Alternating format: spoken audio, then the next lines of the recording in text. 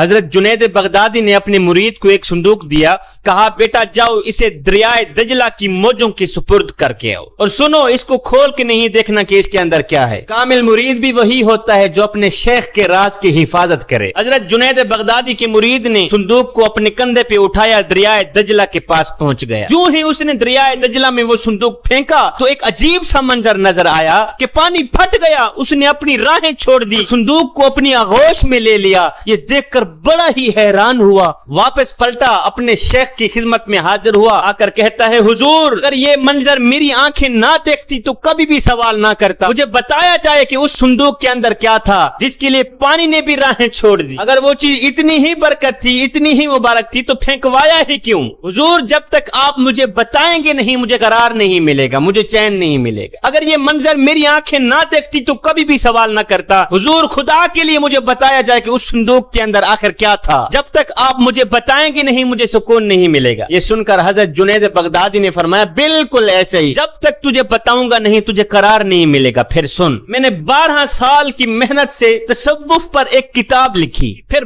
12 سال اسے بار بار پڑھتا رہا کہ کوئی بھی جملہ شریعت کے مزاج سے ہٹ کر تو نہیں لکھا، پھر 12 سال یہ سوچتا رہا کہ اس کتاب کو لوگوں تک پہنچاؤں یا نہ پہنچاؤں۔ بیٹا آج 36 سال بیت گئے ہیں، 36 سال بیتنے کے بعد میں نے آج یہ فیصلہ کیا ہے قرآن کے ہوتے ہوئے امت کو جنید کی کسی کتاب کی ضرورت ہی نہیں۔ جب قرآن ہے تو سب کچھ ہے، قرآن کے ہوتے ہوئے امت کو جنید کی کسی کتاب کی ضرورت ہی نہیں ہے۔ میرے نبی نے فرمایا اگر دلوں پہ میل چڑھ جائے تو تلاوت قرآن کر لیا کرو، اگر دل گندے ہو جائیں تو سماعت قرآن کر لیا کرو۔ میرے نبی نے فرمایا لوگو تم کہتے ہو برتنوں تک ہاتھ پہنچ جاتا ہے اور دلوں تک ہاتھ نہیں جاتا، دل کیسے صاف کریں؟ فرمایا میری امت قرآن کی طاقت کو سمجھ جاؤ، قرآن کی قوت کو سمجھ جاؤ۔ فرمایا جس جگہ مومن کا ہاتھ نہ پہنچے وہاں میں محمد کا قرآن پہنچ جاتا ہے۔ اس بات کا انکار نہیں ہے کہ قرآن مجید کی تلاوت کر کے مرنے والے کی روح کو ایصال ثواب کیا جائے تو اس کی بخشش ہو جاتی ہے، بے شک ہو جاتی ہے۔ قرآن مجید کی تلاوت کر کے مرنے والے کی روح کو ایصال ثواب کیا جائے تو اس کی قبر میں نور اترتا ہے، بے شک اترتا ہے، اس بات کا انکار نہیں ہے۔ اور اس بات کا انکار بھی نہیں ہے کہ قرآن مجید کے الفاظ دم کر کے کسی مریض کو پلایا جائے تو اللہ تعالیٰ اسے شفا دیتا ہے، بے شک دیتا ہے، اس کی بیماری دور ہو جاتی ہے، بے شک دور ہو جاتی ہے۔ اپنے گھر، دکان، مکان یا اپنی فیکٹری میں قرآن مجید کی تلاوت کرو تو وہاں برکتیں اترتی ہیں، بے شک اترتی ہیں۔ لیکن یہاں علامہ اقبال نے کیا خوب لکھا ہے کہ او نادان تو صوفی اور خشک ملا کے ایسے پھندے میں پھنسا کہ تجھے قرآن کی آیتوں سے صرف اتنا ہی کام تھا، جب مرتے ہوئے تیرے بوڑھے باپ کی روح حلق سے باہر نہ نکلے تو یاسین شریف پڑھ کے اس کی روح آسانی سے نکلوانے کے لیے قرآن اٹھاتا ہے۔ اقبال کہتا ہے اس بات پر بھی کوئی شک نہیں ہے کہ قرآن مجید کی تلاوت کرنے سے مردے کی روح آسانی سے نکلتی ہے، بے شک نکلتی ہے۔ فرماتے ہیں او نادان تو نے قرآن سے بھی ڈھونڈا تو صرف موت کو ہی ڈھونڈا۔ فرمایا او نادان جس قرآن سے تو نے مرنے کا سلیقہ سیکھا تھا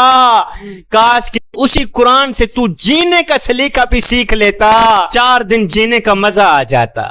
میرے کریم نبی نے فرمایا راتوں کی تاریکیوں میں اٹھ اٹھ کے قرآن پڑھا کرو اور قرآن پڑھتے وقت رویا کرو، اگر رونا نہ بھی آئے تو رونے کی کوشش کر لیا کرو۔ حضرت داتا علی حجویری سے پوچھا گیا حضرت اگر رونے کی کوشش کریں پھر بھی رونا نہ آئے تو کیا کریں؟ آپ نے فرمایا پھر اپنے مقدر پہ رویا کرو۔